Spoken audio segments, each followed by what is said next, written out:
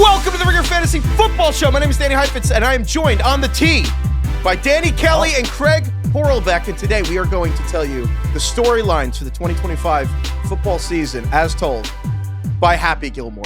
Happy Gilmore, happy. Next on the tee. Lafferty Daniel. Who the hell is Happy Gilmore? So Happy Gilmore 2 is coming out Friday, and we wanted to honor the old Happy Gilmore / emotionally hedge against the chance that Happy Gilmore 2 is horrific by reveling by reveling in the old Happy Gilmore, which I think we quote more than any other movie by far on this podcast. And there's a small chance the new one tarnishes the old one, maybe a little. And so we wanted to memorialize this last moment, the last pure quoting of Happy Gilmore before the second movie probably overquotes the first one. So yeah, we're just going to go through and basically just assign a bunch of words and quotes of like, hey, this quote reminds us of that dumb thing. First, couple things. Number one, we have our rankings are out. You can go to the episode description. We have a link to our rankings. Our rankings are updated. The whole site's got a facelift. It looks different, so you can check out our rankings. We're obviously all preseason. We're going to be talking about our ranks. If they're looking sexy. It got a facelift. It has all the right tweaks in all the right places. It's the best one we've put out. It's tight. They do look tighter. They do look sexy. So it looks really good. Go to the URLs. And we do have a draft tracker. I got a few tweets about, do you have a draft tracker this year? We do have a draft tracker. So you can use that during your draft to kind of highlight and save the players you want and run through your draft using our tracker. So Kai and Carlos are going to put the link to the rankings in the episode description. And also we have a YouTube channel now. Please subscribe to the YouTube channel, Ringer Fantasy Football on YouTube, and also Instagram, Ringer Fantasy Football on Instagram. Okay, before we get to Happy Gilmore quotes, I do want to just do a little summer camp because this is the best. It's the best week of the year is the first week of training camp. I really do feel like jump to conclusions. Social media during training camp, I would argue, is even more fun than social media during the NFL season because it's just like, it's what Twitter is built for. It's like baseless claims on extremely limited information. Yeah. You take it as gospel and then just move on. It's the best. There's so many great things.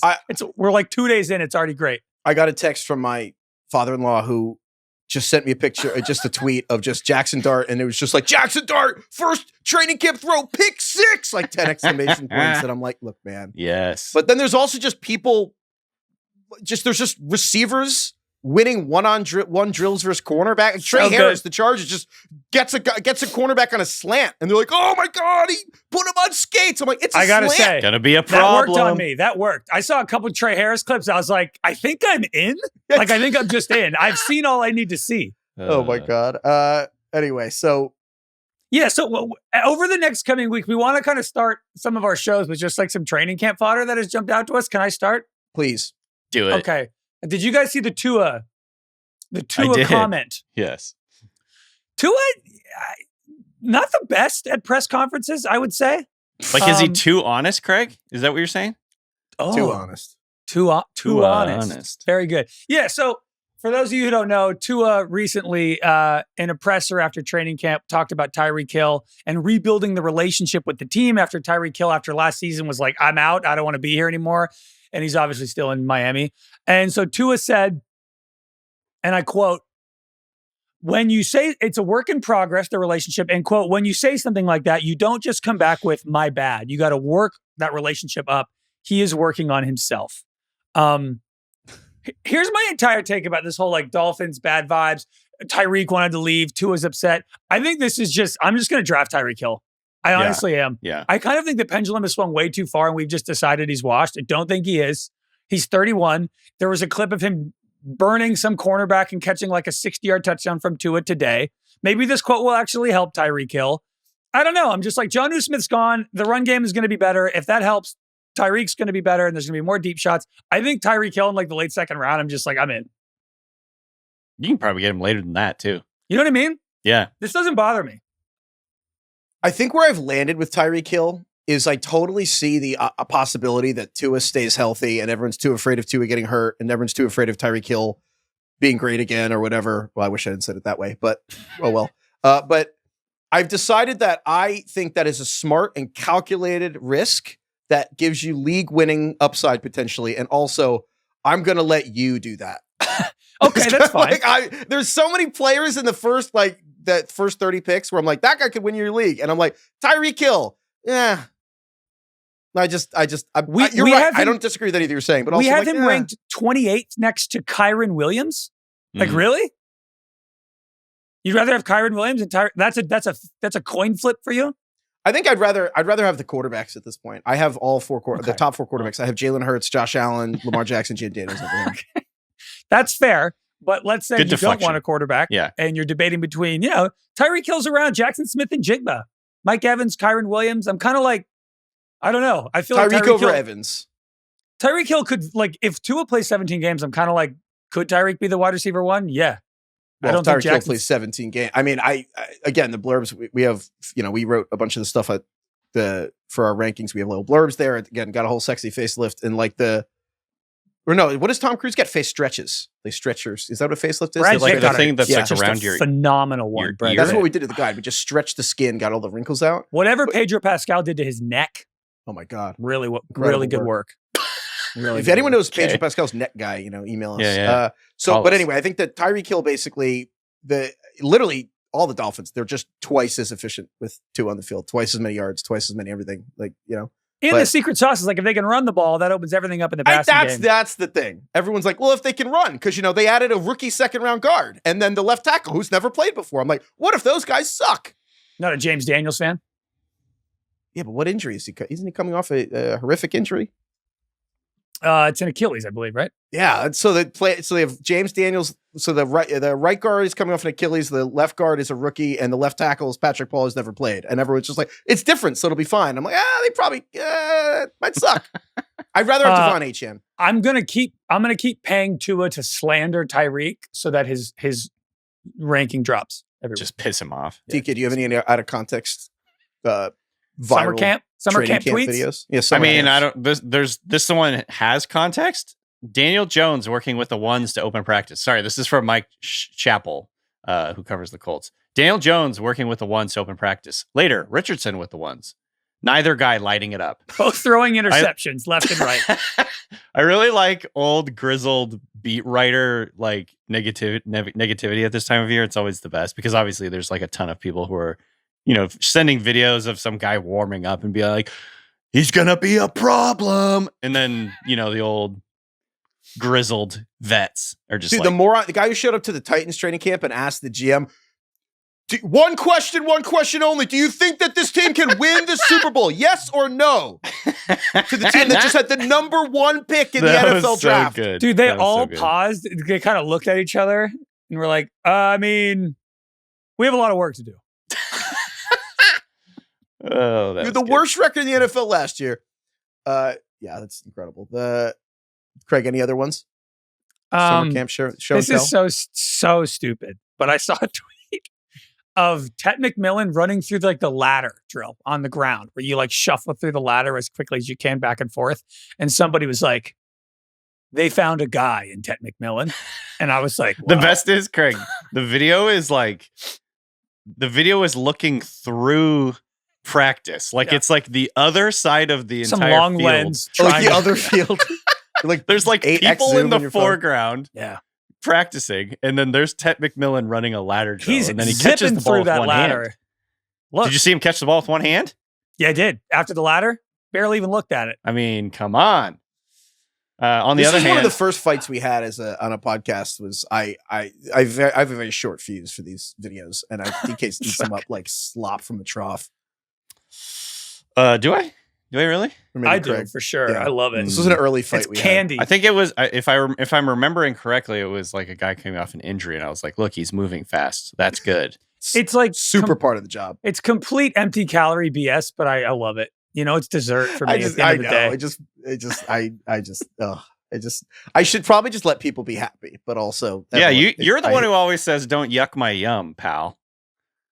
Little hypocrite over here. I'm a summer camp video yum yucker, 100%. I'm just sitting here like, oh, football players played football, crazy. Heifetz feels the same way about training camp clips as Happy Gilmore does about that clown.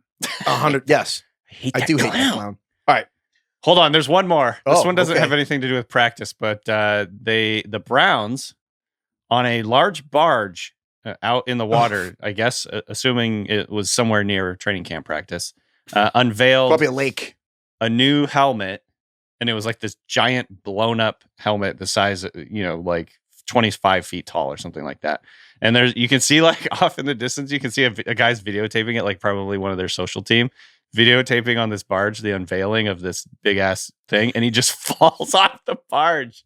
So was this you real? Can't make this stuff up. It is real. My first question was whether, how First Take yesterday, the day before got, and they played a George Pickens catches touchdown in end zone, but it was a different player from last year's training camp, and they didn't know, and they led ESPN with it. No way. And so I watched that dog video. I'm like, I wonder what year this is from, and I just kind of kept scrolling. But then actually, the guy got knocked off. Yeah, like he kind of was leading. Well, he just was not paying attention, and he fell off. Also, like I kind of think we're going a little bit overboard on like unveiling alternate helmets. I'm right. Like, okay. We have See, a giant... I actually love the alternate helmet thing because they didn't let teams change the helmets for so long. It's actually sick that they do it now. I don't mind that. I like the idea of wearing alternates, but like they're unveiling an alternate helmet that you're probably going to see once this year called the Alpha Dog, and it's just a brown helmet. And I'm like, okay. That's a beta dog energy. It's tough. The Browns are in a sticky situation with their like jerseys because they like have kind of the worst color combo and the most boring helmets. There's not a lot they can do. Also the worst you can name. add like stripes to the jersey and stuff. Okay. Let's do Happy Gilmore. It's time. This is the dumbest thing we do, but every year we kind of just pick a movie and we do movie quotes.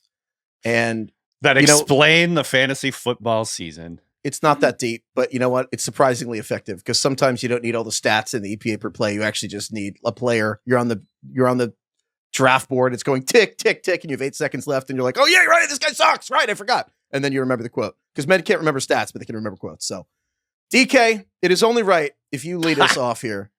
Because yeah. You're like Chubbs, number one. You're kind of the grizzled old vet. You're pretty sick, Chubbs. Yeah. I got that bastard's eye though. Okay, I don't know which one to start with. I'm just going to start with this one. The scene where Kevin Nealon's character comes up to Happy. God damn it, DK. That's my top quote. The Kevin Nealon just like he's really into like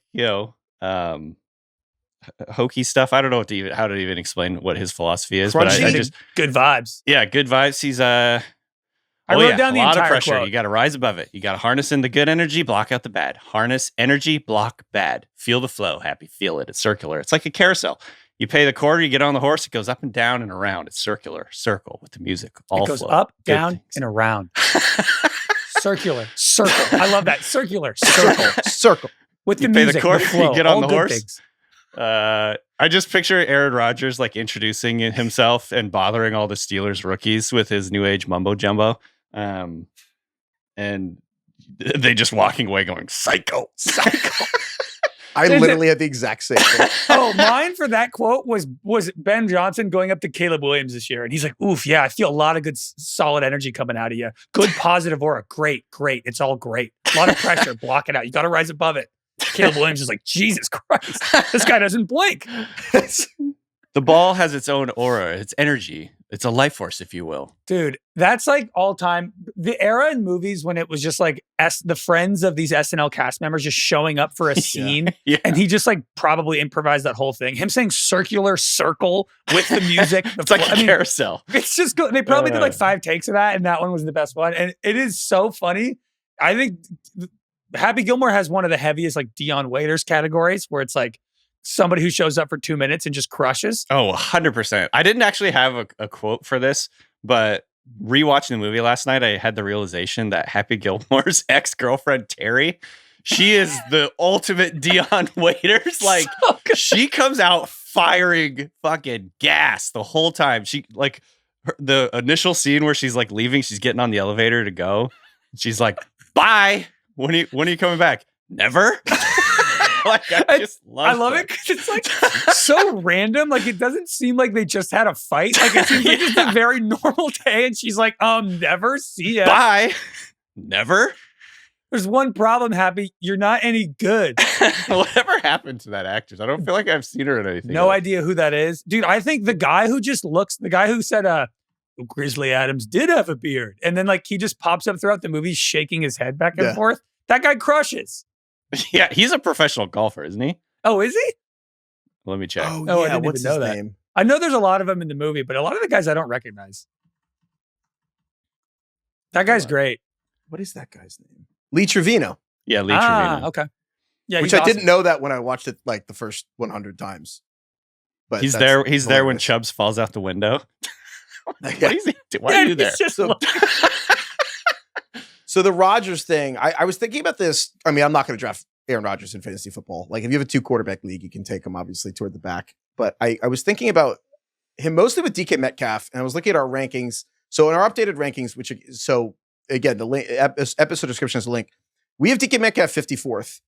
And I was interested that actually I am higher, like significantly higher than Danny Kelly on DK Metcalf, which is funny because I actually think me shit talking DK Metcalf is the single most triggering football related thing I've ever said to Danny Kelly. I've never made him angrier than just saying over a text, DK Metcalf overrated. And then I got like 12. He did Pro Football Reference searches and was typing out he wrote like a column for the Ringer. I threw some stats at you. Mad at me. Yeah. So I was shocked that I was 15 spots later. And I ultimately kind of came to the fact that I feel like where you rank Metcalf is just a referendum on, do you believe in Aaron Rodgers Steelers? Yes or no? Yes, Metcalf is underrated. No, he's overrated. DK, is that basically why you're low? You're out on the Steelers and Rodgers?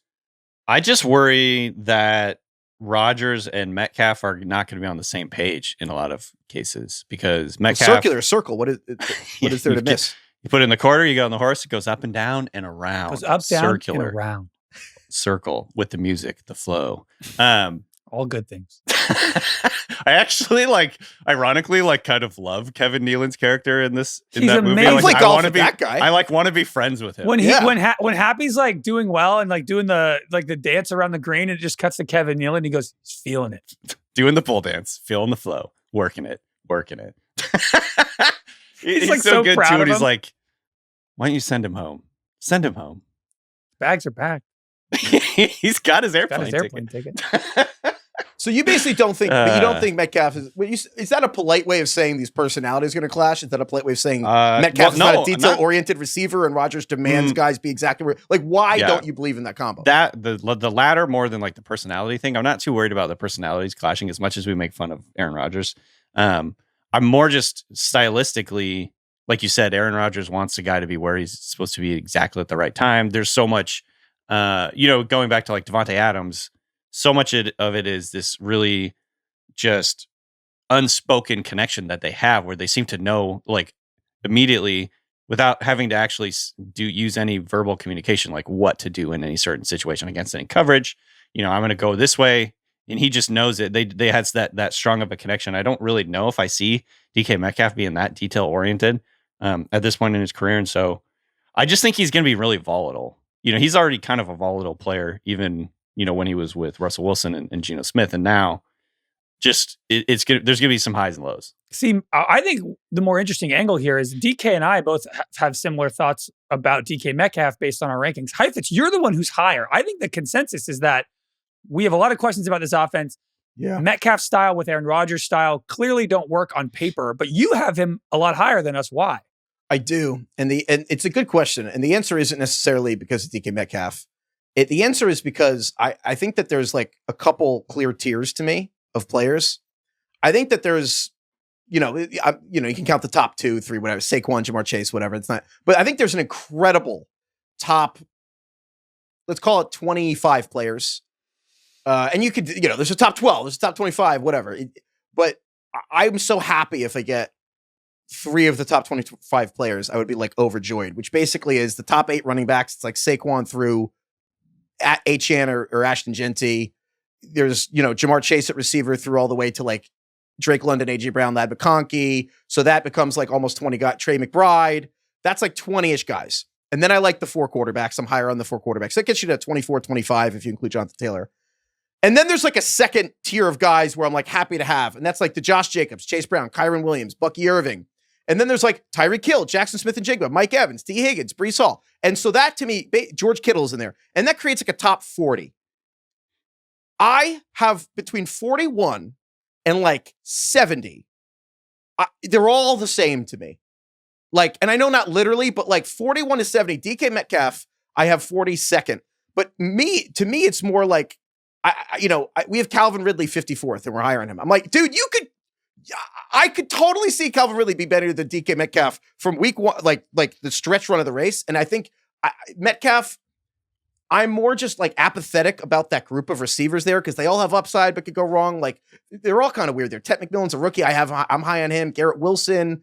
I like Garrett Wilson a lot, but it's Justin Fields. It's like there's all these weird things. I probably should move Garrett Wilson over Metcalf, but I just that group of receivers is so squishy, especially now that Rashee Rice is going to get suspended. So I don't know. That's a lot of word salad, but overall, that group. So basically, you could care less about that group. They're all jumbled in the same too. Honestly, yeah, I don't want to be like picking a ton. I don't know. I feel like I'd rather be like getting the 10th receiver out of there than the first because I don't want to reach. I'd rather get O'Marion Hampton for the Chargers. That's not a great answer. But anyway, I probably should move him down because I don't want to be on this fucking Steelers bandwagon. Fuck these people. All right, Craig, give us an Happy Gilmore quote here. So the quote we bring up all the time, one of our favorites here on the show is what did he finish? Dead last? No, yeah, he had a good day though. Shooter McGavin quote. I was too busy winning. I was thinking about like Justin Fields now getting 17 games as a starter and being like this like rushing phenom, kind of like the Happy Gilmore drive where it's like that's kind of all he can do. And I'm just imagining like end of the season interviewing Mahomes and it's like, man, you got to admit, Justin Fields, 1,300 yards rushing. Pretty impressive, right? And Mahomes is like, oh, yeah. What'd the Jets finish? Dead last? No. Yeah. He had a good day, though. I just love the like idea that Justin Fields is in this tier in fantasy. Like Anthony Richardson was last year, where he's clearly the outlier in terms of skill and talent. But the rushing is the 450-yard drive. Yeah. And so it's just like absolutely no matter what puts him in the top 10 because he can fucking drive the green every time. It is like the meme of the two dragons that are looking all fierce and then Justin Fields is like the dopey dragon that probably shouldn't have a starting job. And it's like, damn. Patrick Mahomes is all mad at like everyone who loves Justin Fields in fantasy. They're like, damn you people, go back to your shanties. This is fantasy golf. Football, not a rock concert. I love how many times Shooter McGavin says this is golf in the movie. He's like, golf. Excuse me. This like, is golf. Trying to find my ball. This is golf. This is golf. It's so funny. It's not a rock concert. I had a similar thing, Craig. I had that with Jalen Hurts somehow being behind Jaden Daniels in fantasy. And like, we're actually higher on so we have Jalen Hurts 4th. I have him 3rd. You guys have him 4th, but we have him all like top 30. Yeah. Jalen Hurts on ESPN, Yahoo, mostly wherever you look. Jalen Hurts is almost 40th. He's like 38th. And I had the same quote of the Jalen Hurts like, oh, sorry, I was too busy winning. And there's this whole meta conversation going on now. It's like, is Jalen Hurts being disrespected because Eagles fans get pissed when you're like, Jalen Hurts is not as good as Lamar Jackson or Josh Allen? That's the only thing they have now. They have to be mad about something. It's like, you just won the Super Bowl. You have the best team we've seen in 5 years. You destroyed the fucking Chiefs and Mahomes. And everyone's like, yeah, but you guys don't respect Jalen Hurts. I know. Yeah. But the irony is Jalen Hurts is actually being disrespected in fantasy football because Jalen Hurts, I love Jaden Daniels, and I get why Jaden Daniels is going ahead of Jalen Hurts, although I disagree with it. But the idea that like Breece Hall would be taken ahead of Jalen Hurts, I mean, Jalen Hurts, fun fact, player, like, do you know who has more active career rushing touchdowns than Jalen Hurts? Derrick Henry. And Josh Allen. That's it. Like straight up. Yeah. Like, really? If you include the playoffs. Jalen Hurts. Wild. Really? If you That's just a tremendous looking trophy you got there. Yeah. Wow. Maybe What a tremendous looking trophy. But the Jalen Hurts, if you just count games that matter, so you take out week 18, but you include the playoffs. Jalen Hurts has 52 rushing touchdowns in 53 games. Wow. And one of those was the one versus Washington where he played 11 snaps and then left the game. So it's actually 52 touchdowns in 52 games. And I'm like, we have seen Jalen Hurts points per game at like 22 for 5 different seasons. And Jaden Daniels just does it once. He's had less than 13 rushing touchdowns in 4 seasons. He's the most consistent game-to-game player of our entire, like, maybe ever. Josh Allen season to season is the most consistent player. But week to week, Jalen Hurts to score a touchdown is the best bet you can make. And I just think in this joke of a sport we play where it's impossible to predict, the idea that the most predictable single player in the sport is going to go 38th is fucking crazy. It's like, sorry, you're too busy winning. I also think that there is some regression coming for the Eagles where in fantasy could actually help Jalen Hurts, where I think his goal line role is not going anywhere. You have the added bonus specifically for his case in fantasy that Saquon coming off his workload, you're not necessarily sure if you'll get 17 games out of him, which helps Jalen Hurts more inside the red zone. But also just like the Eagles ran it at a historic rate last year, like historic rate. And that stuff usually doesn't repeat. I think there is natural regression coming for Jalen Hurts just passing the ball. And for Devontae Smith and A.J. Brown. If the defense is a little bit worse. I mean, the Eagles were like not losing last year in any games. They ran the ball more than any team in a long time. I think just the passing upside mixed with the rushing stability of Jalen Hurts potentially could make him even better this year. I totally agree. Yeah. So good luck with Breece Hall. Finished dead last. 1,300 yards, though, right? Hell of a rusher, that Justin Fields. Yeah. What, Jets 4 and 12? I love the golf journalists. You got to admit, though, hell of a drive he's got there. 450 yards. I want to live in a sports world like Happy Gilmore. Same. You know what I mean? It seems so pure. Happy Gilmore, whatever his name is, Shooter's like has his back to the crowd when he's like getting interviewed at the first the Waterbury Open, and then he just turns around. He's like, even though not all of you will be my colleagues, you are all now my friends. I also love that. And everyone's like, oh. It's also Aaron Rodgers walking into the Steelers building. I love that at the beginning of that interview, like the tour director or whatever who introduces him, you can just see Shooter standing with his head down behind him. That's what I'm talking about. Yeah. He's like fucking Robert Downey Jr. coming out at Comic-Con. Yeah. By the way, why does the tour director Doug Thompson look just like David Miscavige or whatever? Oh. Doug Miscavige, the baseball player? No, the Scientology. David Miscavige. I'm sorry, I messed up his name. David Miscavige or Miscavige. Miscavige. Look him up. So that wasn't my fault. Okay. I got to tell you, I don't know who that guy looks like. You're telling me he does kind of look like David Miscavige. DK? Kept thinking. Is this some famous director in Scientology in the 90s? Who's this guy? He runs the Scientology church. Oh, the director of Scientology. Oh, yes. The director of itself. Yes. Oh, number one. You know what? I was going to make fun of you. DK does look like that. He does look like him. That's another guy. If we make fun of we can't make fun of this guy, right? Kick him off the tour, Doug. No, we can't make fun of him. No, David he's doing great work for the church. Doing incredible work. That Doug guy's great too. Everyone in this movie is very good. Perfectly cast. Yeah. I agree. I think this movie is genuinely watching it again for like the 100th time. I think it holds up. So well directed and tightly written. The Happy paying off the house with the subway, or trying to with the subway money and doing the subway commercial was held up really well. You know what else? A random thing I thought about that held up really well. The sound that they do with Happy's drives when he hits the sounds ball like a jet engine. I didn't realize how much that's burned in my brain, but that sound is perfect. And I didn't realize how much my brain wishes that would play when I hit a golf ball. Dude, I even think the camera work of the ball, it's flying through the course or through the neighborhood in the beginning of the movie, is really well done. I got chills. I'm embarrassed to admit. He should have been standing there. The part when he's like, come over here and try and outdrive the amazing golf ball whacker guy. And one of his shots is going up into the net at 400 yards. I'm like, it's so on that note, I want to take this moment. If you guys feel the same, as I'm rewatching this movie for this episode, the whole movie is basically about Anthony Richardson. Right. I think I had 7 different things I could have used for Anthony. Oh man, that was so much easier than putting. I should just do that every time. Him throwing off his back foot an 80-yard touchdown. Yeah, he's like, that was so much easier than just trying to check it down to Jonathan Taylor. Yeah, Anthony Richardson's 48% career completion rate, and he's like, that. Just tap it in. Just tap it in. Just tap. I'm gonna watch Anthony Richardson now. I'm gonna be like, tap-a-roo. Tap-a-roo. His bags are packed. Just send him home. Is that goal regulation sized or what? Damn it. But the whole literally Chris Ballard, the Colts GM scouting Richardson is the beginning with the hockey, and they're like, he can't really skate. Can't really handle the puck, but man, not the strongest shoot. Oh my God.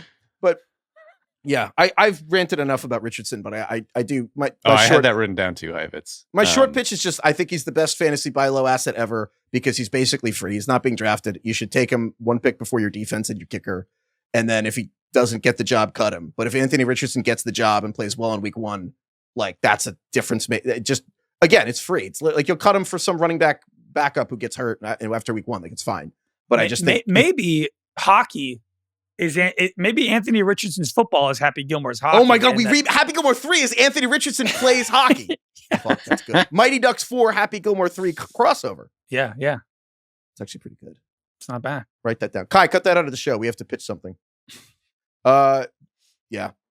There's so many Richardson ones. It was all I could think about during the movie. DK, what else you got?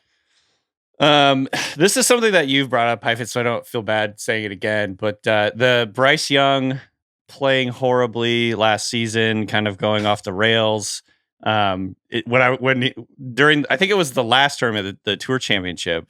Happy gets hit by the car, and then he starts like he can't do anything, and he tries to go to his happy place, and it's just like a fucking nightmare. He's like, Shooter McGavin's making out with his girlfriend, and then his grandma. I forgot that they were like they're French. Shooter McGavin's French kissing the grandma. Yeah, and then he like starts like sucking on the like the kiss mask, sucking on the kiss tongue, and then Happy just goes I'm like. I was like, that was pretty much where Bryce Young was at one point last year. He managed to, because as Heifetz, as you said, it's on the record. Tyrese Maxey was dating his girlfriend. That's he was having a tough time. I'm so jealous of that. That's so good. Tyrese Maxey just walks in, kicks over the beer, starts making out with his girlfriend and Bryce Young's grandmother. The happy place stuff is so fucking funny. Like, obviously, Julie Bowen and that meant a lot for me when I was 10. Oh, Craig, I was going to ask you, for men of a certain age, Craig. Meant a lot.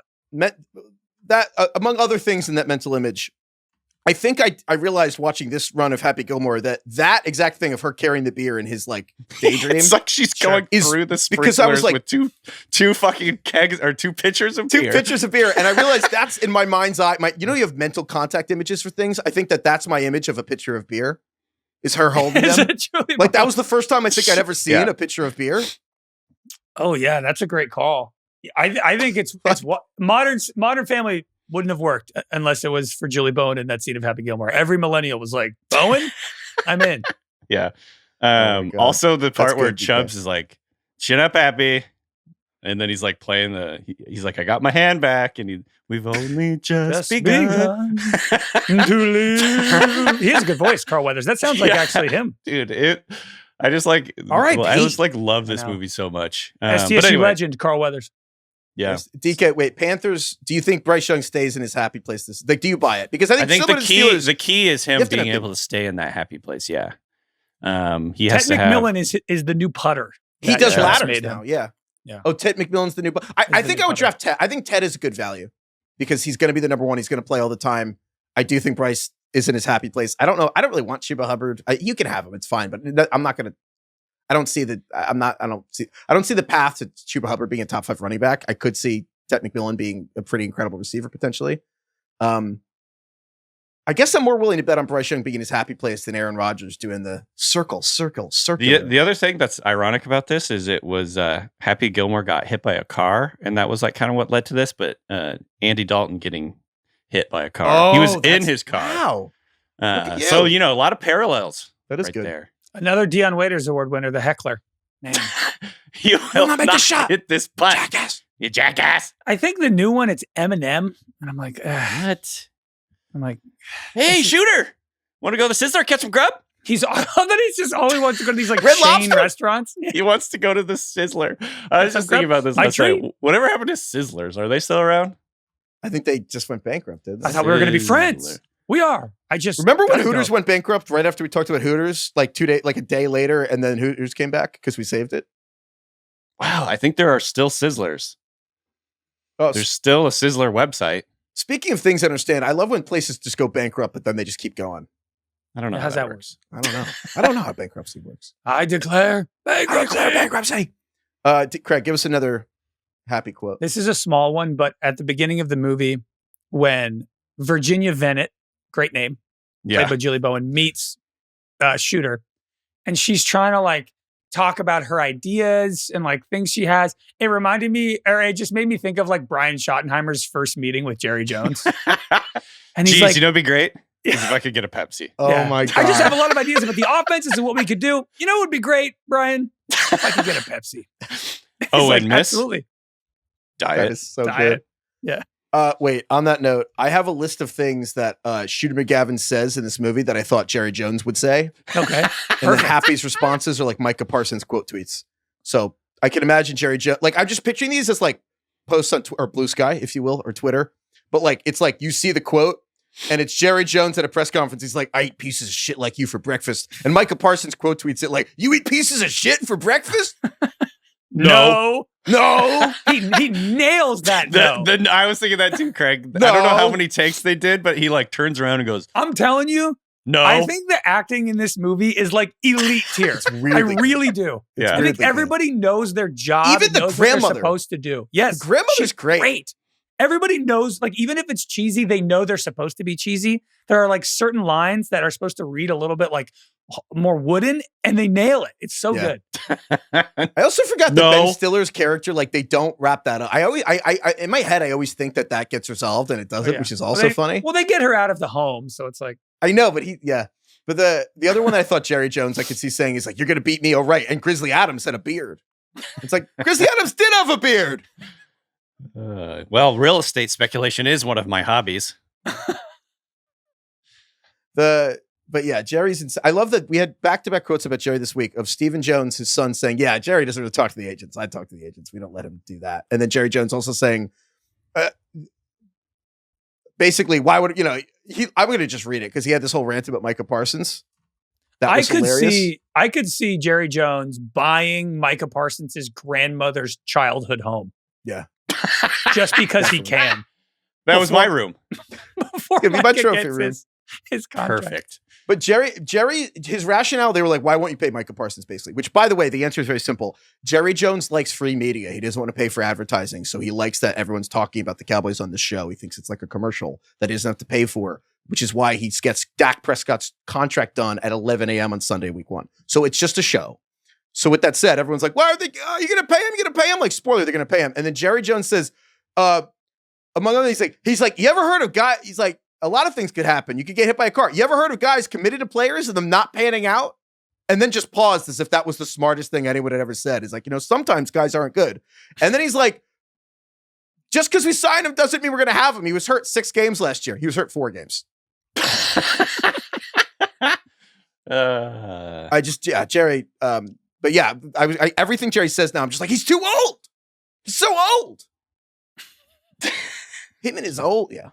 Anyway. One of his fans mooned me the other day. Don't you think, though, Brian Schottenheimer, like I think a big narrative of this offseason is all of the new play callers, all of the new coaches, the coaching carousel, all that stuff.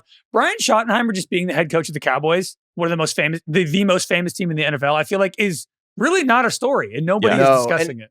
And that's how Jerry wants it. That's kind of why he doesn't want someone to outshine him. And again, I know that I sound like a, armchair psychology, but this is the truth: is that Jerry won a lot with Jimmy Johnson in the 90s, and then Jimmy outshined him. And Jerry has wanted the winning, but he wants to be the one walking in the locker room saying, "How about them Cowboys?" Like that. So all the coaches aren't supposed to outshine Jerry. That's why him and Parcells didn't work. Having said that, to your point, Craig, I actually think it's funny. If you actually look, some of the coaches we made the most fun of have been the most successful when they were first hired. Dan Campbell with the kneecap biting, Nick Sirianni just botching his first press conference. And I do think that, as much as I talk about Liam Cohen being the Jaguars head coach, Ben Johnson with the Bears, to your point, there is something to be said for Schottenheimer, who, it's not as sexy, but like the same way Sean McVay's grandfather was the 49ers GM, and the same way Kyle Shanahan's dad, as Mike Shanahan, was one of the 3 most successful coaches probably last 30 or 40 years he's up there after Belichick and Andy Reid. It's like, it helps that Brian Schottenheimer's dad has been in this forever. And I'm like, I don't know. I wouldn't be shocked if base competency is very underrated in all of this. He's got another head coach, Matt Eberflus, running the defense, which I think could help. I don't know. It's not going to be perfect, but I am bullish on the Cowboys. I'm bullish on them having these 3 Tylers on the offensive line. Like they have Tyler Booker, they have Tyler Smith, they have Tyler Guyton. Like if Guyton develops, I don't know, they could have another like big young offensive line. I think it could work.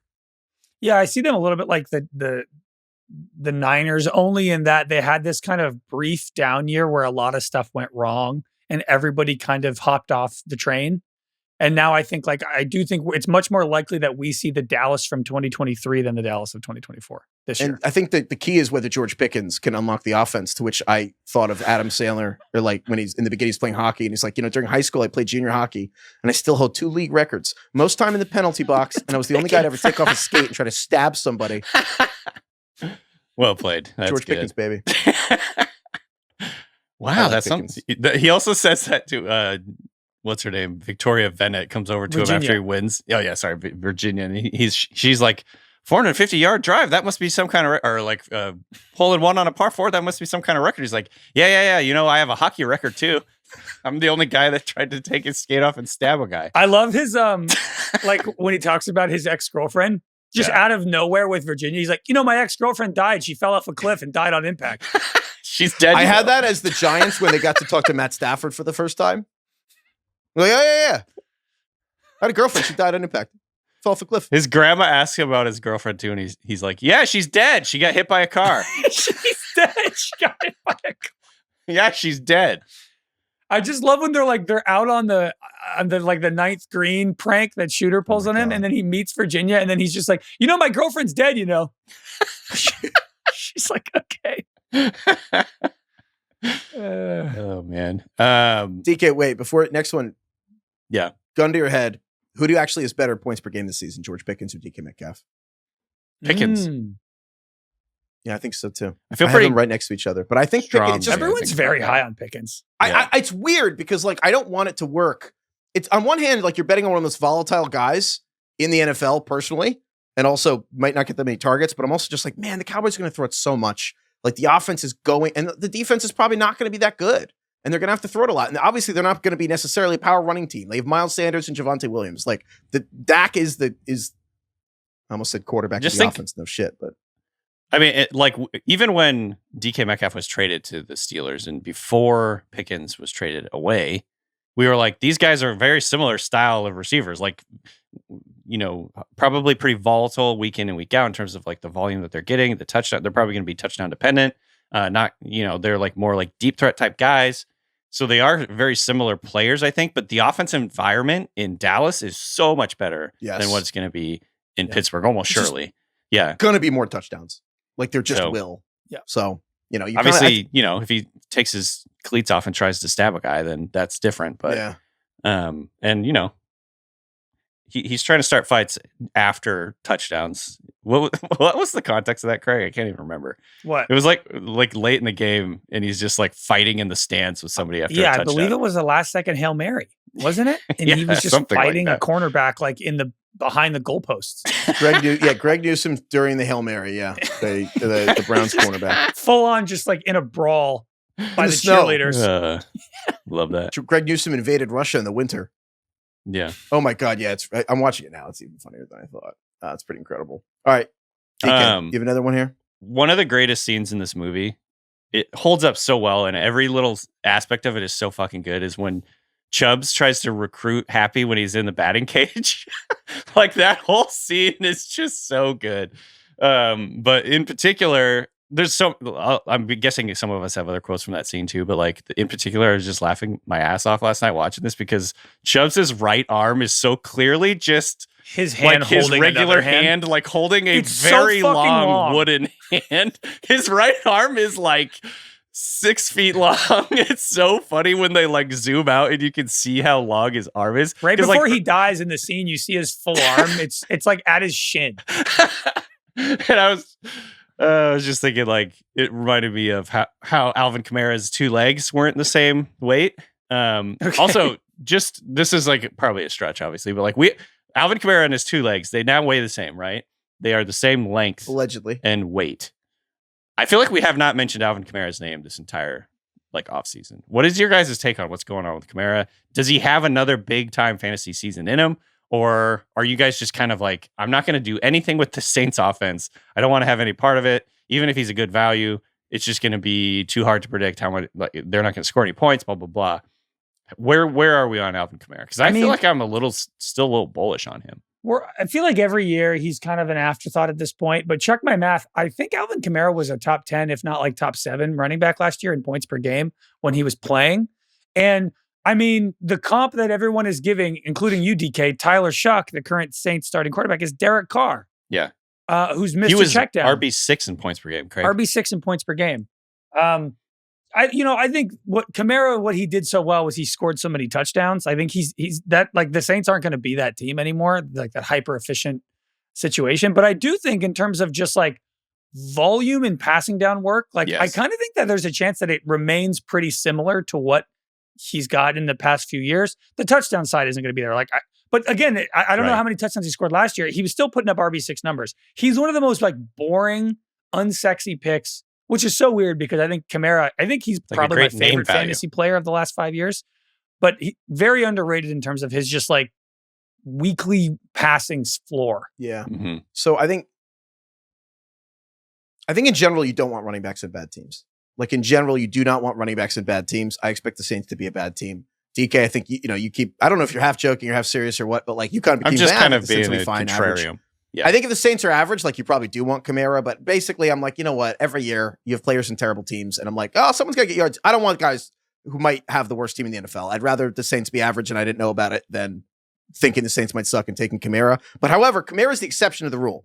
If you're gonna have a player on a bad team, you need a guy like Kamara who's going to get all the goal line work and get all these catches. And, you can usually set your watch to him having like 74 catches in a season or whatever. So if you're obviously you need half PPR, full PPR, where Kamara is more valuable. So like that's the exception, is someone who's going to dominate all the important high value touches.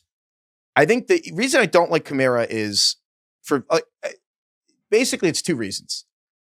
Super famous players like that who've been around, you don't get discounts on them. It's a funny dynamic. I think like there's like quote unquote best really? ball. Oh, okay. No, I don't think so, because I think there's a Joe Mixon and then there's like an Alvin Kamara. And I think the difference is Alvin Kamara was a first round. Alvin Kamara was what you just said, Craig. If you're in a league, Alvin Kamara came in 2017 and was a league winner in 2017. So that is, we're coming up on this is his 9th season or whatever. That's 8 years. So if you're in a fantasy football league, half the league has had Alvin Kamara and has fond memories of him. And I know that's a dumb thing to say, but the truth is he doesn't fall in the draft. People don't feel that way about fucking Joe Mixon or even James Conner necessarily. But like Kamara, so in like a league with your friends or whatever, Kamara doesn't fall far enough where I'm willing to take on these two risks. The Saints are legitimately possibly the worst team in the NFL. Or the other thing I don't like, unless the Saints are playoff contention, I don't know if Kamara has incentive to be playing in December. If he's old enough where he's going to accrue injuries or whatever. But like, I don't know if Kamara is necessarily going to be fighting through injuries or whatever to be playing in week 15, 16, 17. If he's banged up, they're going to shut him down and probably that's a good point. Like, and that scares me. So the combo of that, I'm like, I'm happy to take Kamara if he falls around, but I don't think guys like him do fall. I think they get pushed up, actually. I don't know. I would push back a little bit about his name brand value. I think he's kind of established himself as like an older guy who gets banged up. The team sucks. Like, I don't know if he still carries that reputation, but I could be wrong. He's the right now in ADP, according to Fantasy Pros, he's the RB15 after, like we said, finishing as the RB6 last year. And I think that's it's just, but again, he was miserable. I don't like the bad vibes matter. Like, do you remember how upset he was during the season? Like, it's because he had 34 catches in 3 weeks. And he was like, this offense is broken. It can't go through me. So I just look at that. I'm like, that's bad that he was crushing in fantasy through like fake receiving, that even he was like, this is not a real offense. I don't like that he's upset. Like, you know what I mean? I think that the bad vibes permeate Chris Olave. So I just, I don't know. I don't want to bet on the Saints. Yeah, that's fair. Got that bastard's eye, though. Got that bastard's eye. He carries it around with him at all times. Jar. Are we gonna take the low hanging fruit here? You're talking about Najee Harris? Yeah. Are we above You got one eye. You got one eye. That's Justin Herbert. You got one eye. You got one eye. Well, did you see Justin Herbert has the red contact lenses? Yeah. What? It's like the laser meme with the fucking seagull. Justin Herbert has red contacts like a psychopath. Why? They're like not prescription. They're like tinted, like sunglasses. Wow. Weird. I actually think the new Moneyball is just. Are they like those glasses that change when you go inside or outside? Bifocals? Is that what those are called? No, the ones that like transition lenses. Yeah, transition lenses. I'm half joking, but I think Vision's the new Moneyball. Vision's like 30% of your brain, and teams like I think they didn't really get their players' eyes checked until very recently. Wild Thing Vaughn. Jameis Winston, the number 1 pick in the NFL draft, got LASIK 4 years into his career. Didn't really help. But no, that the fact that it even was close is incredible. Yeah, there's just one problem. Not any good. All you ever talk is about going pro in hockey, but there's just one problem. You're not any good. Are you guys buying any? Yeah, we all had the Najee Harris eye thing. Are you guys? Because he's on the PUP list, correct? Yeah. Yes. Right? You can't pass the physical. Right. But we don't still really know what happened. The Because NFI? superficial could mean a lot of things. It's obviously still early, but like, once again, my like lizard training camp late July brain is like, maybe O'Marion Hampton will be more of a Right. Yeah, I agree. I think it matters that he's not getting reps because it's even if he's a veteran, like what it really New it's team. not so much Najee's not necessarily going to get the reps and that affects him because he's had so many. It's more O'Marion Hampton is going to get all these first team reps. And that also means Kimani Vidal, who I thought was, maybe a cut candidate, someone who could be receiving work early in the season if Najee's not able to play. But I think basically to me, I think it accelerates the fact that O'Marion Hampton could just be an incredible like league winning player. Because basically they're like, yeah, we were going to bring O'Marion. And again, they didn't even want to draft O'Marion Hampton. The Chargers tried to trade back with the Eagles, and Pro Football Talk reported that the Eagles didn't call the trade right to the NFL office. So they didn't get to, so the Chargers were like 2 minutes left. They're like, oh my God, the trade didn't go through. And the Chargers had to take O'Marion Hampton, but they didn't want to.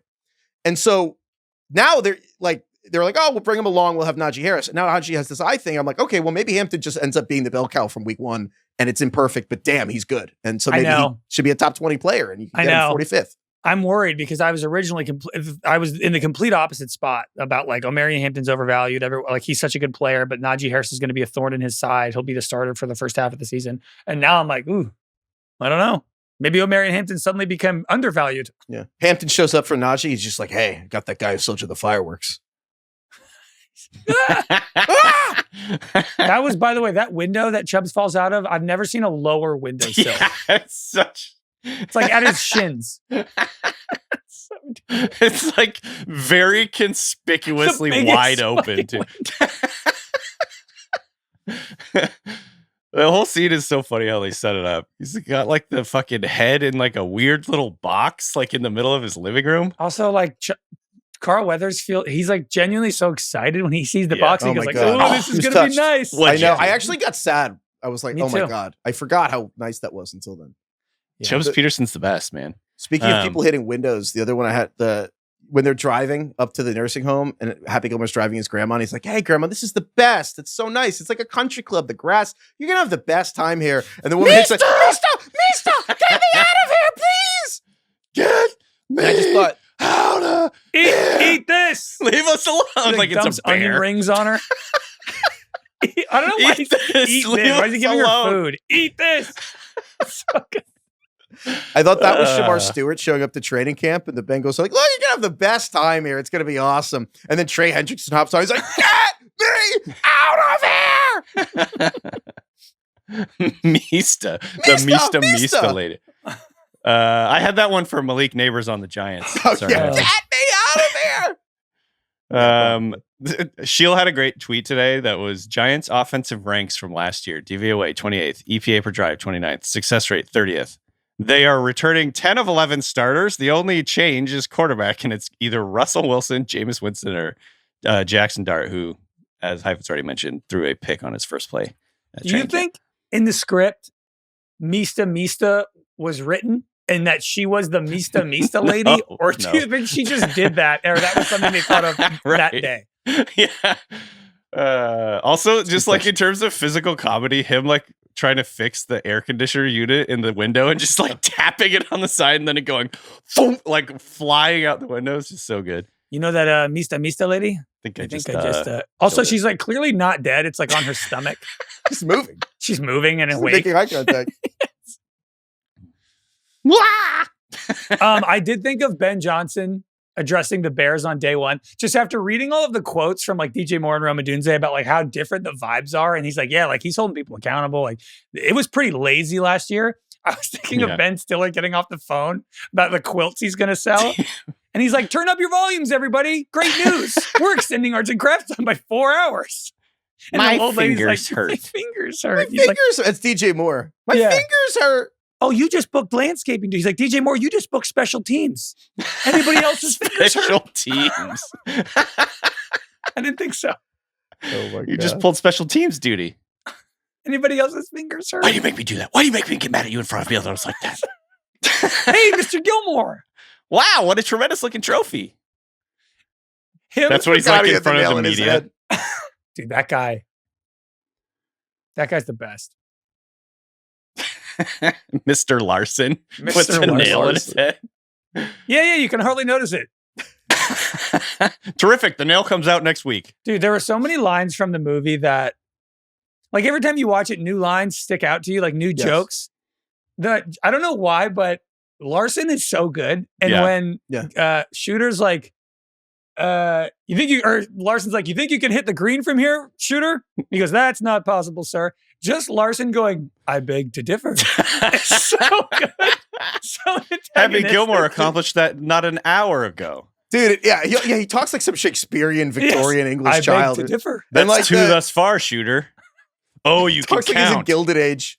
So and he's like, but then the Shooter's like, oh, congrats, you can count. And he's like, you can count on me seeing you in the parking lot. Just like another fantastic character. Craig, speaking of that, with like the lines that stick out, he was like, when he's beating up Shooter at the very end, he's like, stay still.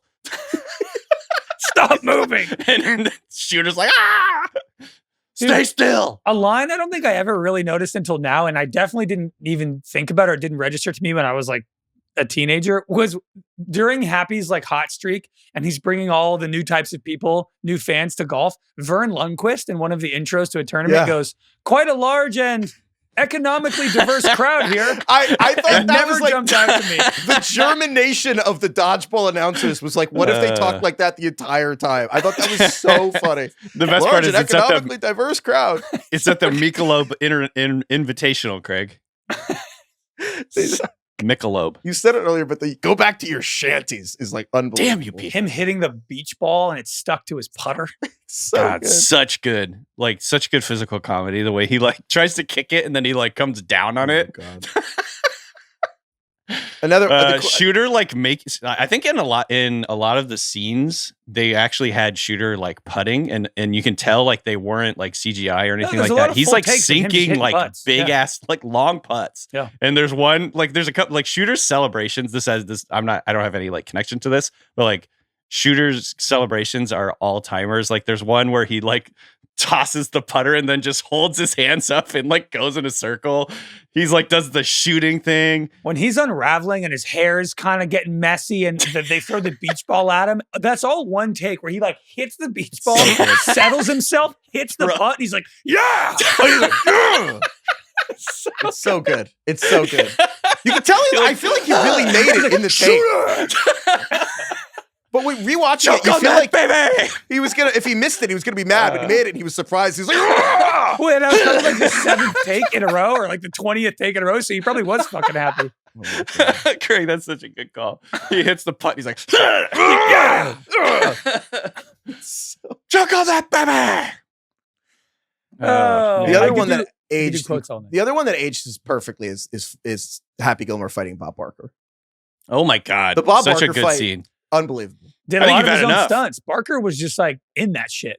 You know what I thought the best? Obviously, it's like a famous scene and he fights Bob Barker. But you know what I thought? The one that, again, the details you notice is after Bob Barker is like, now I'm done, bitch, and kicks him in the face. Now you've had it. And walks away. Shadow boxing. And Bob is shadow boxing on the way out. He's like, like he's like fucking shadow boxing. I feel like Bob Barker has. He's been on. That wasn't his first rodeo. Like he's fought. He's been in fights. Yeah, he's been in some fights. I also that one actually. The one thing that reminded me of was I hope that's what's going to happen when Jim Harbaugh and Pete Carroll see each other again. After the first game they play, it's going to be like just Pete Carroll fucking fighting Jim Harbaugh. You know, Bob Barker has said that is the number one thing he gets stopped for on the street, or before he passed away. He was like, the number one thing people said to me is, the price is wrong, bitch. I also forgot that he comes up and he's like, oh, you're the guy from Let's Make a Deal. He's like, price is right. He's like, oh, yeah. It happens. Let's play some golf. Oh, my God. I love. Oh, my God. It's so good. That whole fight scene is so good. He like throws Happy on his back. Yeah. He like does this move where he just like, when Happy gets out of the water and he just like throws him on his back. It's like suplexes him. Okay. You guys have other quotes? Large and economically diverse. I just want to like list quotes that aren't even related to the NFL. The other one that always jumped out to me every time I watch it, I always forget about it, is when Happy's like going on his like expletive tirade and it cuts to Doug in Virginia in the office. Just swearing in the background. And he's going on in the background. I love the brief pause and you just hear him go, piece of monkey shit. Craig, I thought about it for a minute, and then I figured that we probably wouldn't be able to do it on the show, but I was going to translate his entire tirade. Please. This is Brian. Yeah, we'll make it NFL. Brian Callahan talking on the mic to Will Levis when he throws behind his back interceptions. It's like 45 seconds long, and there's one where he's like, "You fucking play it like it lies. Fuck you!" And he like walks away. He's like fighting some random guy. I love when the first guy he beats up like earlier on in the movie when the guy's like, "That's about time," and he goes, "Yeah, it is about time. I mean, I wanted to make it, I just couldn't do it." The hockey fight pulls his shirt over his head. Wait, did you translate the tirade? No, I didn't do it. I figured it was a little too much, even by my standards, to go on a 45-second. He's like, I really thought about it because there's a section there where it's just bleeps for a solid like 25 seconds. Yeah, just like it is. Beep, beep, beep, beep, beep, beep, beep. Like you get like there's no context at all. Suck my white ass ball. And then he's just like goes off for I don't even know how long. It's so good. I love when Virginia sticks it to Happy. I love like they're a good pair because she kind of like holds him. I love when he's like, "I'm a hockey player," and she's like, "Oh really? What team do you play for?" And he goes, "Easy." It's like so fragile. Easy. What team do you? Oh really? Play for? What team do you play for? Easy. So, also, of course, the best. I think, honestly, the one we quoted the most this year. Well, first, it's so funny when he's like, "What does the winner get? $250,000. What does the loser get? $2,500." He's like, so I get paid no matter what. And then when he gets the shooter has the big check, he's like, "I want my check now." And they're like, I don't have any checks for you, man." He's like, "Well, give me one of them big ones." Give me do one they of them still big do ones. that? Do people have big checks? They give those out? No, because I just think people don't use checks. It'd be Now really, they have imagine, Venmo. Yeah, it's like imagine like you can't have a big Venmo. Even symbolically, I think they should. I you know what I mean? Like I think it'd be cool if after the Super Bowl, because teams get a bonus, right? It'd be cool if like the owner was standing on the podium with a giant check. That's smart because you know what? Eventually, I think it would. I bet like Kai's generation would be like, "Yeah, you get the big check." They wouldn't know that was like a real thing. Like you had small checks. They actually would have no idea. Take it to the bank. There was one section that just I kind of had an epiphany rewatching the movie last night where. You know when he gets sponsored by Subway and then they like cut to like him making his commercials and he's like cold cut combo. I eat 3 every day. And then there's like a guy in the background. And I swear to God, like in high school, my buddy and I used to always reenact this scene where he would be like, "Hey, Happy, can I have one of those?" And then it'd be like coming right up. And he like, I think this is the most quoted movie of our generation. Oh my God. I really do. Like, it's actually crazy the percentage of lines that when you watch, like, I'm like, oh my God, my friends say that all the time. I think like every scene has 3 lines I still remember and recite "Hey, to this day. Happy, can I have one of those?" Even just things you don't know are coming or just remember coming, but he's just like Happy learned to putt. And I'm like, I think I've said that 5,000 times in my life. 100%. But hold on, I'm not quite done with that. The epiphany I had is, in a way, art imitates life here or whatever. I actually turned into that guy kind of at the Super Bowl a couple of years ago when Russell Wilson was sponsored by Subway. And like I was in the Kevin Clark, it was Slow News Day, and he was interviewing Russell Wilson, and I like came up and I was like, essentially, "Hey Russell, can I have one of those?" And then he like signed the sandwich. Coming right up. We got to post talk that about a picture on hole in Instagram. one. Yeah, Russ signed the sandwich for DK, and then oh man, did anyone eat it? No, I just You left took a it in bite. my hotel. How did they not? Subway and Adam Sandler should have done they should have done a collab and made a commercial. I have they a should have feeling just it's made coming. that as a commercial. I'm sure. I it's mean, on the its movie way. comes out in 2 days. I feel like it's. Oh, it's hurry up. everywhere. Go to any golf course right now. They're gonna have the Happy Gilmore balls. Like it's everywhere. I'm saying they should do a Subway commercial of him recreating that as a real ad for Subway. I have a feeling it's been filmed. The other one I wanted to chat. Well, the random moment that got me was just the Happy gets hit by a car and he's lying on the fairway and he can't move and a doctor's there and he's like, you're all right, but I would just stay off your feet for a few days. And Happy's like, I gotta finish up. And I don't To know hell what's with that, happening. I gotta play. The doctor's like, fine, what would I know? I'm just a doctor. And he's British for some reason. There's also like a random British guy like announcing the players. Yeah, the starter guy is always like, Yeah. Happy Gilmore. Gilmore. It's like, who the fuck is that? Where's that guy from? That guy They're in like Pennsylvania. Like, who is that guy? The only other one for me was just when he wins the Waterbury Open and doesn't give a shit. I was like, that's Scotty Scheffler. Yeah. Right. Like Scotty Scheffler's just out here like winning, just winning every golf tournament of the year. And Scotty Scheffler's just like, winning lasts like 3 seconds. I don't even know why we do this. Golf is meaningless. I find no meaning in this work. He's like, you should play in the Waterbury Open. He's like, all right. Yeah, I'll see you there. What an iconic film. The music in the movie is so good. The music is great. That's the other thing I was going to mention. It's like makes the movie. The opening music I can perfectly hear every time I think about it. All the transitions when they start a new golf tournament, it's like that Gary Glitter. It's so good. Not to just like linger on all the great things that Shooter McGavin says. One of the all-time great like movie villains. Yeah. The line that I always say is, he's like, no, I had to hit it off of Frankenstein's fat foot. He's like making Shooter or making Happy Gilmore play it as it lies or whatever, which is like Calvin so Ridley. Ridiculous. Where David Miscavige comes over, he's like, Shooter's right. You got to play it like it lies. Like he would fucking let that. When the entire like camera tower falls on the green, they're like, you got to play. He's right. Shooter's got a point here. He did have to hit it off Frankenstein's fat foot. Your ball struck my foot. The scene where he's in Subway and he's just talking to Virginia and randomly just goes, God damn it, I hate that Bob Barker. I hate that Bob Barker. I hate that clown. I hate that Bob Barker. Dude, I think Sandler has like honestly like really good swing mechanics. Like that like swing smooth. is impressive and like he's hitting the ball. Yeah, Craig, you pointed out that a lot of great comedic actors are athletic, and I can't get that out of my brain now because you're right. Like look, you can tell he plays basketball or whatever just because it isn't distracting because like the swing is like essential to the movie. It's not like a thing you can cut around. You know what I mean? Yes. Like it's the furthest end of believability. And I'm sure he did it 800 times on set and they only used the ones that worked. But like when he connects and you just see the ball go out of frame, like that, none of that CGI. Like he's hitting those balls, I think. The sound is CGI. The what? The sound it makes when he hits the ball. I don't think it is. It's like a jet engine in the background. We got another Dion Waiters, Zamboni guy singing Endless Love. Oh my God, yeah. Like, what a choice by the director. That's like he's in the amazing. Foreground. Yeah. It's so good. Lip syncing, it's just beautiful. It's so good. For Happy Gilmore, anything. Friends listen to Endless Love in the dark. Talk about your all-time backfires. Also, I like how she's like, you used to play ice hockey? He can't even skate. Shut up. Shut up. Oh my God. I was thinking about Jerry Judy, Dontavian Wicks, and Xavier Legette during that scene. No, you're receiver? You can't catch. You're a receiver? You used to play receiver? Easy.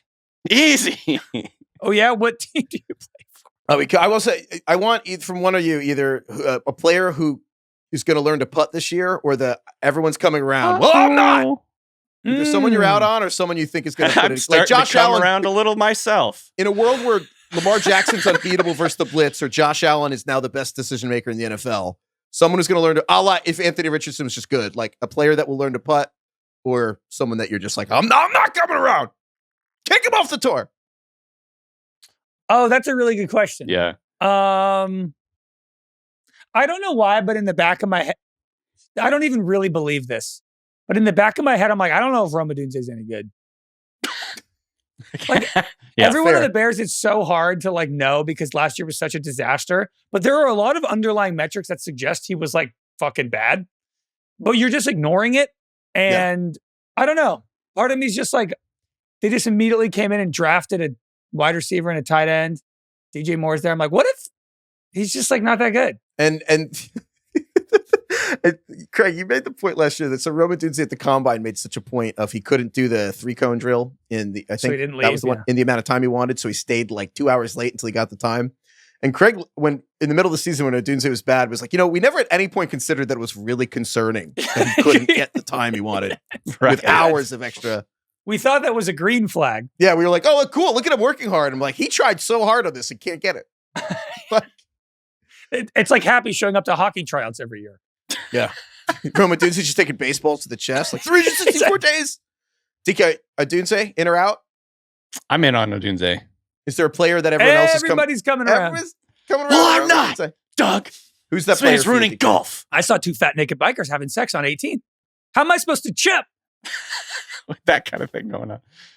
Yeah, one of his fans mooned me the other day. On one cheek, it said H-A, and sure enough, PPY on the other. I think it's the best movie ever made. Perfect. The best movie ever made. Oh, it is really, really good. Heifetz, do you have one? Who's your learn how to putt? Dunze isn't one I would have said, but you're right that like when I go to when I have to click on them, I just don't. Like the place you have to click on them, I don't. So by that standard, man. I think Pickens and Fields are good candidates where everybody's just kind of like, they're going to be great. Yeah. You know? Fields, I'm the guy like coming around on Fields. Somebody, if he learns how to throw, someone learned to throw. I think my answer would probably be, this is probably stupid, but it's Marvin Harrison Jr. And that's probably dumb, but we have him back to back with Devontae Adams. I'm higher in Devontae Adams than you guys. I can't tell you how much I'd rather have Devontae Adams than Marvin Harrison Jr. Oh, you're saying you're not in on him? Everyone's coming around on Marvin Harrison Jr. Well, I'm not. I'm too scarred. Well, I'm not, Doug. DK, you have a guy like that? I mean, when you said it, I was thinking of Fields. Like if he could learn how to throw, he would break fantasy football. Oh, you know yeah. I mean? Like, that's a good happy learn to putt. That is a good one. Like, what if Fields was just better? And also Anthony Richardson. But yeah. I keep thinking about if Craig, can you imagine if Justin Fields throws for 320 yards on the Steelers in week 1 and the Jets win like 41-17? It's one of the most anticipated games that means nothing really to like the overall scope of the NFL narratives. But yeah, I don't know. Bizarrely disproportionately important meaningless week 1 game. Is it a bigger revenge game for Rodgers or Fields? In Fields' mind, Fields. And in Rodgers' more mind, famous. Rodgers. I mean, in Rodgers' mind and his, right? Yeah. I think that Rodgers is the obvious answer. Yeah, because it is Rodgers, I think. But I would argue that the difference is for Fields, like, that was a chance at like having a career. Like he started 4-2 or 4-2. Yeah. And then I think Tomlin didn't want to play him, but I think other people did. And for them to go 0-5 down the stretch, I think, and then they lowballed him. So yeah, but the Jets, Aaron Glenn flying Rodgers to New York to look him in the eye and break up with him. Hey, Aaron, what happened to that? What happened to that quarterback you had, call, Aaron? Craig. Holy shit. Yeah. Oh, yeah, he died in a car crash. Okay. What a movie. Happy Gilmore. I'm terrified movie for the sequel. I know. It looks like it's one of those things where I feel like the movie was made so they could just make a trailer for it. It's like a nostalgia tour. It's a billboard. Doing this thing too, I just couldn't believe how many quotes that you could use. Like somebody's closer. So good. Perfect. All right. If you have other great ones for Happy Gilmore awards that you didn't get to, email us quotes from You know what Happy the pathetic thing is? You've been playing golf your whole life. Oh, that's That's so a good. bar That's right like a there. real dig. Yeah. Yeah. That is. Oof. I hate that clown. He's laughing it up. He's having a good time. Ah! Also, is it good coaching to take your putting challenged player to a mini golf course? Do you think that's good or bad coaching? Great coaching. Out of the box. That's the out of the box thinking. Back to basics montage. It's great. Is mini golf back to basics for putting? That course was hard. I wouldn't call that the basics of putting. The part where he needs to go over like a drawbridge and it just goes like clinks back and forth. I forgot the clown spits the ball back at him. Yeah. You're gonna die, clown. I don't see you laughing now. So good. Also, I don't even know how you make that putt on that hole. Like when the building collapses, like the road breaks. And he was way too confident he could make the putt. There's no he just looked at it for 5 seconds and was just like, "Yeah, I'll just do it now." Just Rube Goldberg machine this thing. Could have just chipped it through the thing, you know. I know. You guys are really worried about that? No, yeah. They did just accept the rule thing really quickly. I was like, yeah, I don't know. I beg to differ. That's not possible, sir. I beg to differ.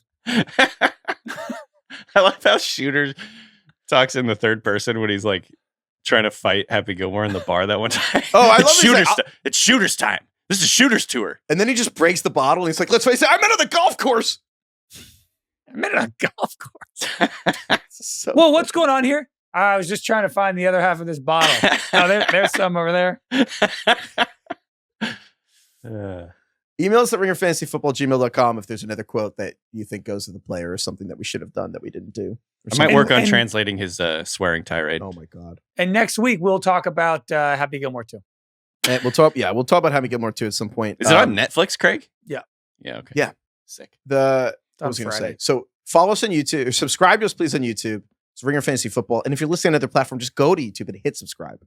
And then go back to where you're doing it, because please. Also, our rankings, if you want our rankings, they're in the episode description, there's a link. So our rankings are there. And then follow us on Instagram, Ringer Fantasy Football on Instagram and TikTok.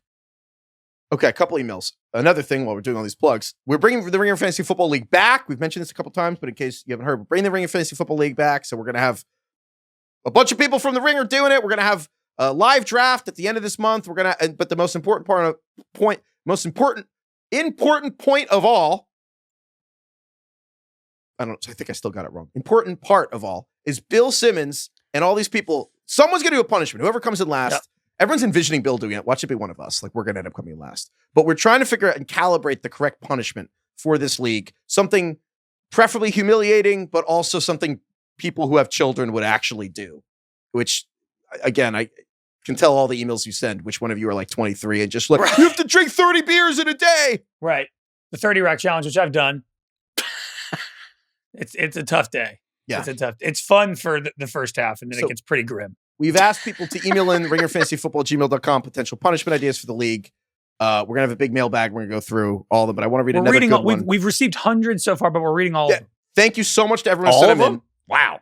I want to... Oh, I thought you meant on the show. No, we don't have time. Got it. So many. But I want to read one from Aaron. A-Bone. This one I think is another good example of creative but doable. Okay, because with the one we like, I think it was Michael, I forget who submitted it. The loser drinking 2 cold cans of soup or eating 2. Do you eat soup or drink? Whatever you want. Whatever you call consuming soup. That is kind of in the right realm of what we're thinking. It's in the ballpark. Get creative, so if you're listening to the show and your league is a punishment, you're like 35 or 40 and everyone's married and has kids and you guys have a fun punishment, this is what we're talking about here. Yeah. So Aaron writes, for breakfast, I have an egg over easy with little Frank's hot sauce and a nice latte. Yeah. Oh, hell yeah. Love it. That's what I do. 1 egg? Yeah, he says an egg. Yeah. You don't see that too often, 1 egg. No, it was 2 eggs. I'll do 1 egg and just put it on a piece of toast, Craig. Yeah. Well, that's true with toast, but on its own? 1 egg on toast. Its own, yeah, that's... 1 egg solo is a little lonely. That's a light also, breakfast. 1 egg over easy with no toast is that's a lot of yolk that's running out. Nothing soaking up. Get it.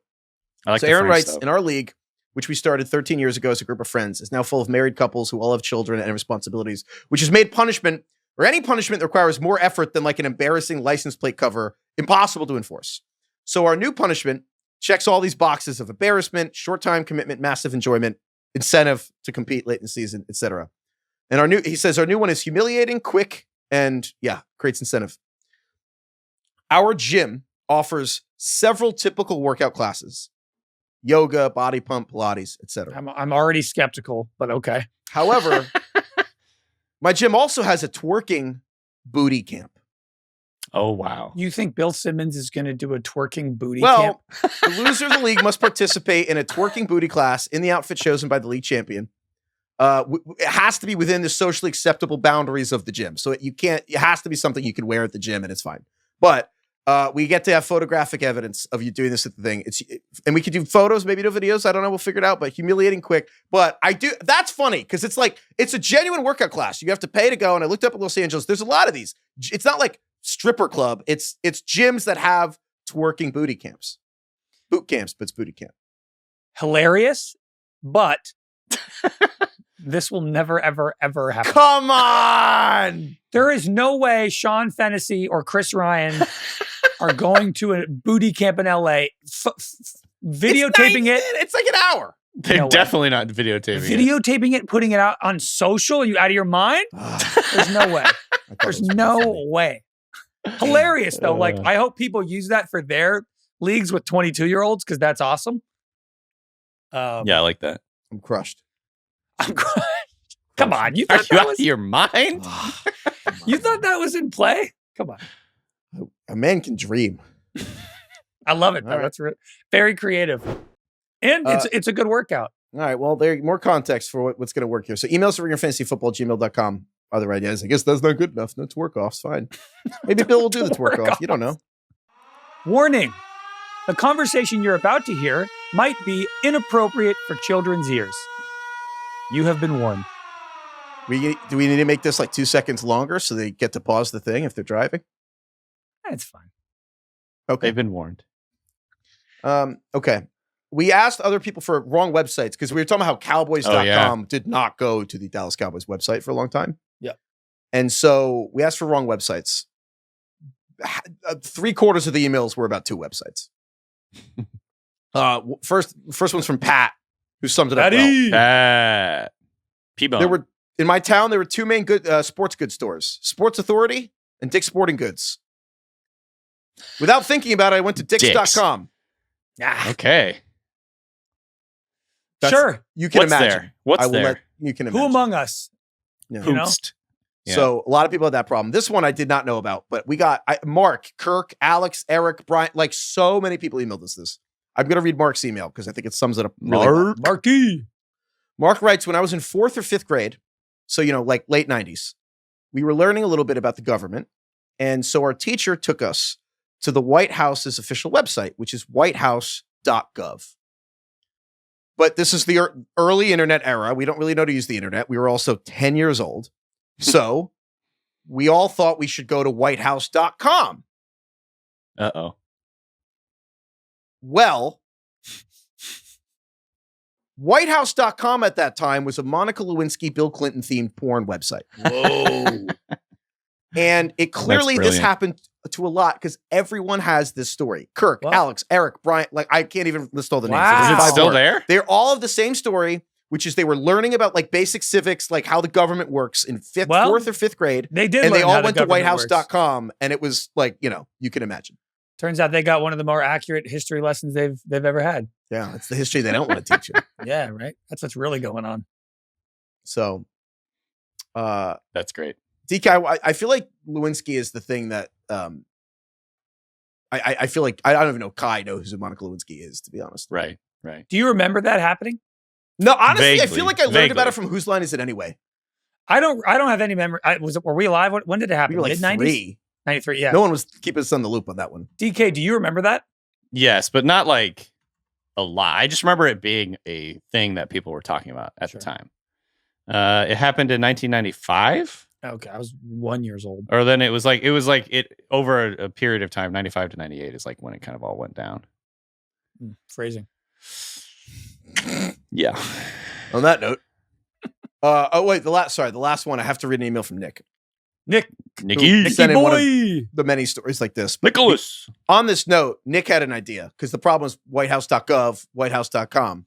Mm-hmm. So Nick suggested that to fix this, because cowboys.com goes to something, dicks.com, the domain name for porn websites should not be .com. It should be .com. That's really good. That's honestly high level stuff. Yeah. I got no notes. Well, that was like the best idea I've ever heard. Yeah. Surprised it's not. But the problem, I'm surprised it's not too.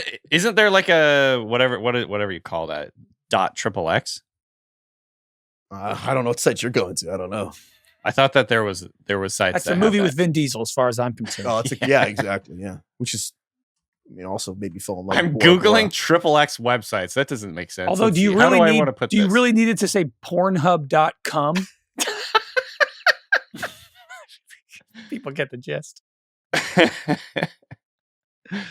Yeah.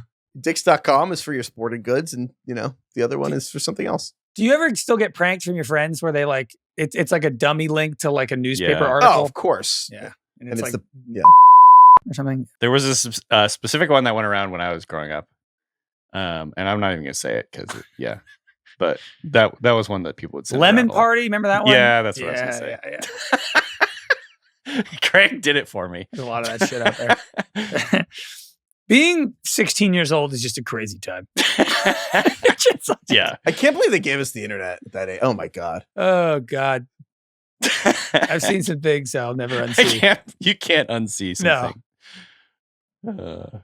That would be funny. I could see that becoming like a TikTok trend or something, which is people telling their parents stuff that they looked at when they were 13, that their parents were like, what? Yeah.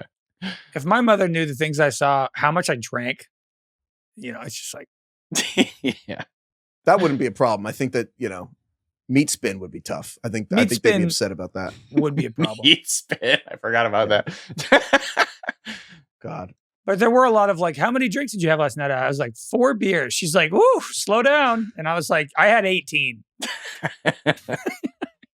That's how I know I'm old. That's how I know I'm 30, because the amount of alcohol that I used to have to get to feel buzzed is now the maximum I can consume. What's your new sweet spot? Mine's 4.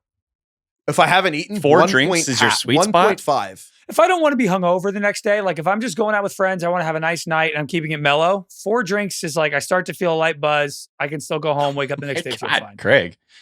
I'm at the point I where can feel a a light buzz after 1 drink. Yeah, 1 beer makes me. You get buzzed off 1 beer? Well, I don't really drink beer that much. I drink like a whiskey. There's no way you're buzzed off a Coors Light. That's insane. Well, probably not a Coors Light. You're right. Oh, you're drinking I did try some. What are those like new drinks that are not beer and not hard A anymore? Yeah, like a hard seltzer. What are they called though? Hard seltzer. There's like 30 brands, but you're probably thinking of White Truly Claws. or White Claw or something. White Claws, High Noons, Truly, I think are the leaders. Anyway, High Noon is not a seltzer, but yeah. I had a few of those Yeah. the other day, and to your point, Craig, I wasn't really feeling them. Like I couldn't feel. I didn't feel buzzed. No, I'm a light beer drinker. Now you're making me feel like an alcoholic. I was like, I need 4 drinks to feel something. That was my first impression. Yeah. Well, all right. Strong liver. Yeah, strong. Not for long, but yeah. Thank you, DK. Thank you, Craig. Thank you, Kai. Thank you, Carlos. Thank you, Austin. Thank you, everyone involved in the making of Happy Gilmore. Christopher McDonald. The GOAT. Yeah. Man. He was good. Thank you to everyone who emailed us. Our rankings are in the episode description. Please subscribe. Thank you especially to everyone who subscribed to the YouTube channel. Thank you for following on Instagram and TikTok, Ringer Fantasy. And thank you to all the people who emailed in about the porn they saw when they were at whitehouse.com. That's crazy. If anyone knows how that guy did that, well, I guess I know how he did that. But yeah. Thank you, Lord. Thank you, Leonard Skinner. All right, that's the first song of the movie. Oh, Tuesday's Gone. Oh, I didn't know that was Leonard Skinner. That. Yeah. I'm shocked. Hold on, let me double check. I'm shocked that DK didn't do Coldplay this week, which I thought was a layup. And also Black Sabbath. Coldplay. Oh yeah, Black Sabbath. That would have been a good one. Yeah. I saw some video online. It was a bunch of kids doing Crazy Train on xylophones. It was fucking badass. Oh, really? Yeah. There was like, you should look that up. I can't believe kids know what xylophones are and have spent the time to learn how to use it. Right. Good for them. It was a class. Didn't we get Calvin a xylophone? You did get Calvin a xylophone. He likes to play that thing. You guys also got him. I don't know if I mentioned this. We had 2 boxes of the whatever they're called, the magnet tiles. Did you mean to buy 2 separate ones? Well, one was dinosaurs, right? No, they were 2 of the exact same thing. What? You have 2 kids, right?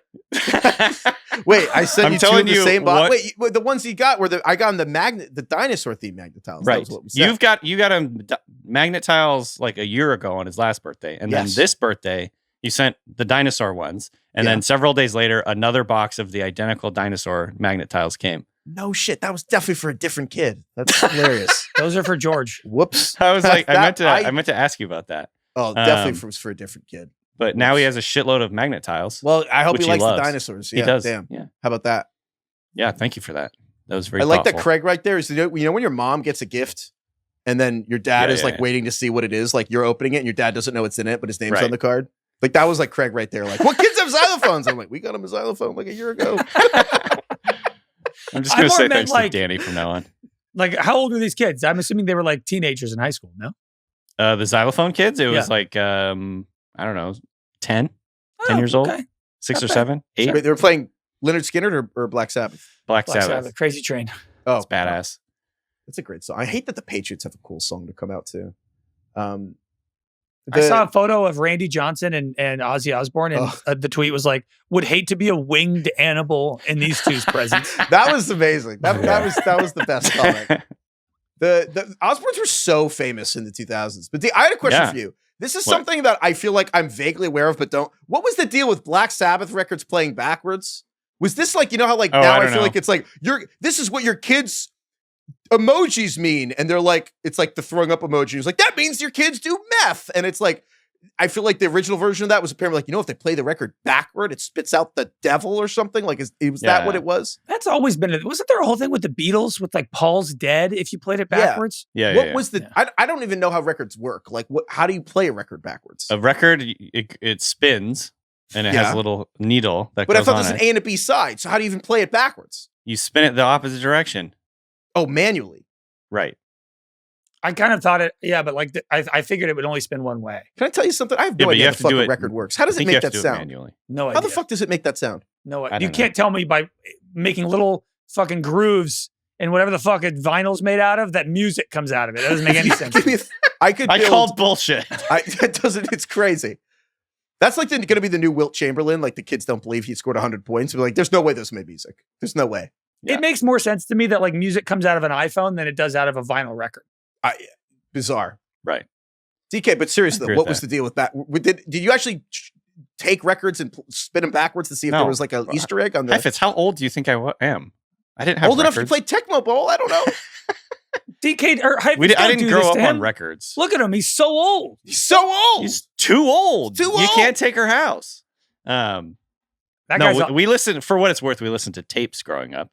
So I was like all about recording mixtapes and things like that, which is a whole thing, a whole little culture. That was like burning CDs for people who were born before Y2K. Right. This is totally unrelated. I forgot, and I want to mention it before we end this Happy Gilmore talk. The fact that Chubbs is like gluing back together his wooden hand the entire movie. It's like so fucking funny. He's got like wood glue. Stop it. What are you riding a bull? You acting like a damn fool. They kicked me off the pro tour. Oh, I'm sorry, because you're black? Hell no. Damn alligator bit my hand off. Oh my God. Why would they kick you off the tour if you lose your hand? Because he can't golf anymore. It's a good point. But like, it's not getting kicked off the tour. He just wouldn't make it. Because he's got a 6-foot long arm now. So if Scotty Scheffler lost his arm and was still a scratch golfer, they'd kick him off the tour? Like, what the fuck are we talking about? Craig is picking nits. That's a good point. They kicked me off the tour. I think if you can't golf well enough, you get kicked off the tour. No, you don't get kicked off. You just are no longer good enough to qualify. Right. Well, when you're not good I think that's what he meant. Off. Kick him off. Oh, man. Goodbye, everyone.